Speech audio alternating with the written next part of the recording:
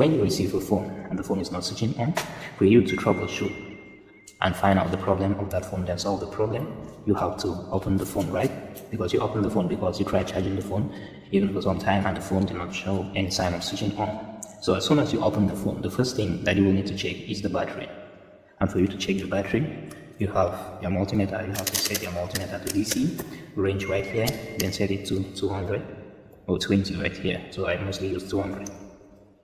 So once you have set it to 200, you have your battery connector. If it's not the battery that has a flex, you can still do the same thing. So place the red probe to the positive of the battery, then the black to the negative. So you will get between 3.7 to 4.2 if the battery is okay, depending on the battery. So this battery can charge up to 4.4 volts. So right here, I have between 3.9 to 4 volts. You understand? So if you check and you get even 3.7 volt in this battery, that is okay for the phone to charge. That means that the battery is okay for the phone to charge. But if you check, then you get any voltage less than 3.5 volt, then make sure that you should boost up the battery using any battery booster that you have or a 5 volt charger. But I want you to keep in mind that because the voltage right here is reading correctly, it does not mean that the battery might not have some other issues. The battery has the B term, then it has the battery ID.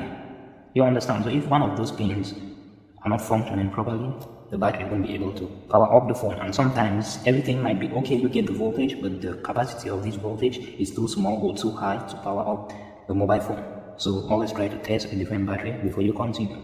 Okay, so if you check and you make sure that your battery is all good, then the next thing that I want you to check in the mobile phone, I want you to check if there is any shorting, full shorting or half shorting. I've talked about this in so many videos, but I just want to make it more detailed in this video. So for you to check that, you have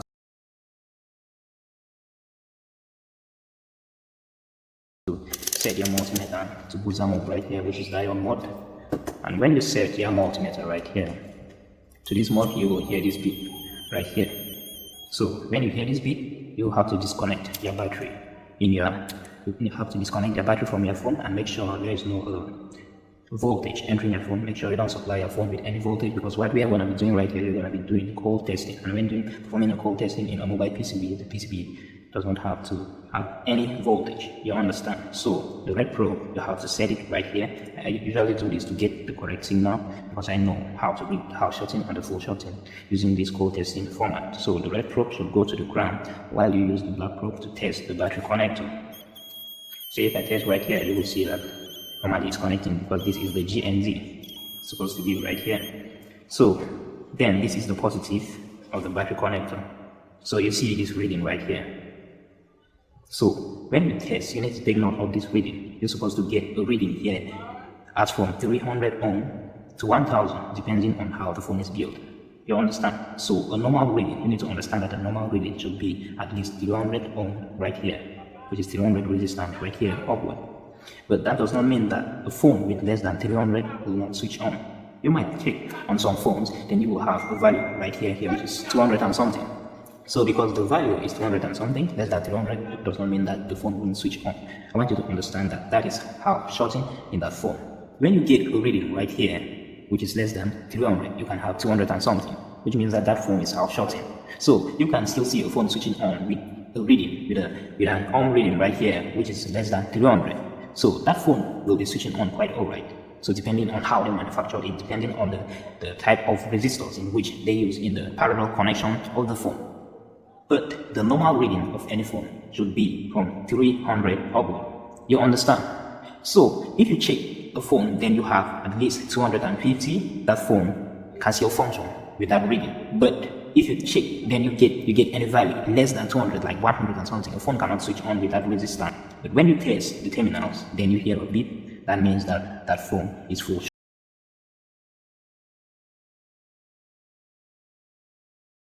So when you put it in the negative and put it in the positive, then you hear a beep. That means that that phone is full shorting, and you will need to check the full shorting component. I have a video on how you can check shorting in a mobile phone.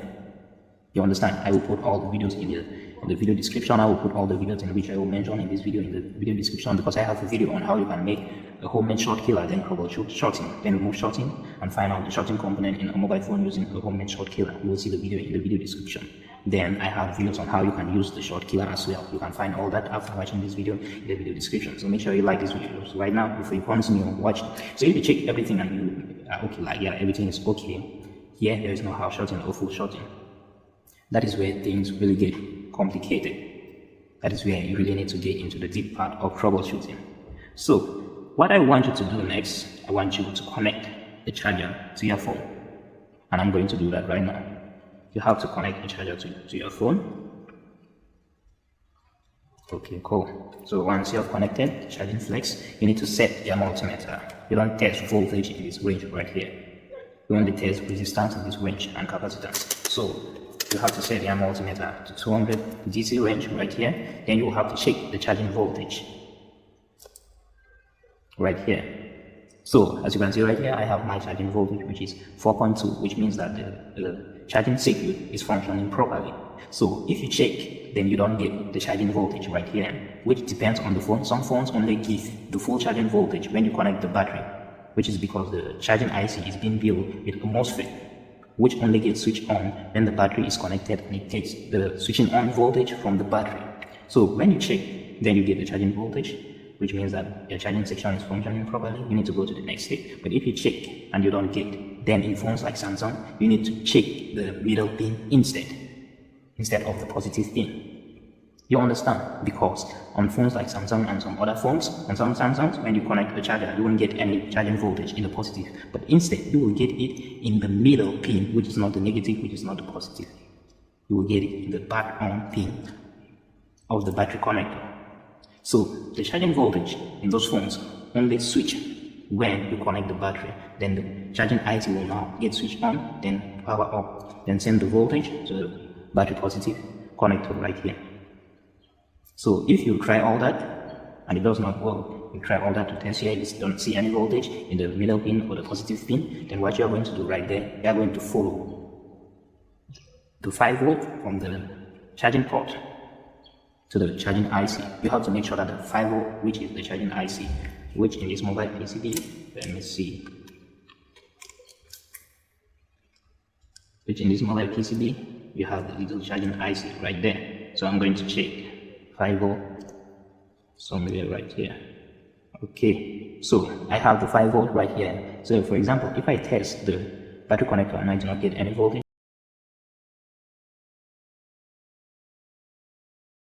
then I check right here and I get the 5 volt, which means that it enters the charging IC. What I'm going to do from there, I'm going to change that charging IC, because it seems like the charging IC has some is blocking voltage. You know that the charging IC is found in the power section of a mobile phone. So if it has some type of problem, it can stop the phone from switching on, even though it's a charging circuit. So if you change the charging IC, then check, then now you start getting the charging voltage. That means that from there, the phone might switch on and might not switch on. So, like I said, depending on the phone. So when you change the charging IC, then check the voltage, you get the voltage, or you check and you don't get the voltage, connect the battery to see if the phone will charge. Because like I said, not all phones will give you the charging voltage when battery is not connected. So if you do all that and it still does not work, then the next thing that I want you to do, I want you to check the power IC section. So I want you to check the power IC section right here. Okay, cool. I want you to check. This is the power IC of this phone. So I want you to test. You will need to test these inductors right here to see if anyone is broken. So these are inductors, what we call coils. So you will need to set your multimeter to booster mode. So to test them, you need to set your multimeter to booster mode. Make sure you're hearing a beep, and you need to test the inductors side by side. So the reason why you need to really take note of these inductors is because the inductors right here filters all the output voltage from the power IC. So these inductors are the main filter component that distribute the voltage from the power IC right here. You understand? So you need to test them side by side. Right here, the pins are too small and I need a needle. But you need to test them side by side to make sure that all of them are beeping. But if you check and there's one that is not beeping, then you will have to change it. Make sure that all of them are beeping. Okay, so what if you check and not all of them are beeping, but still yet the phone does not switch on? I need you to check the power button. You have to connect the battery, then check the power button. I have to connect the battery and check the power button voltage in the power button. So this is the power button connector right here. I have 3.8, which is the power on voltage for this one.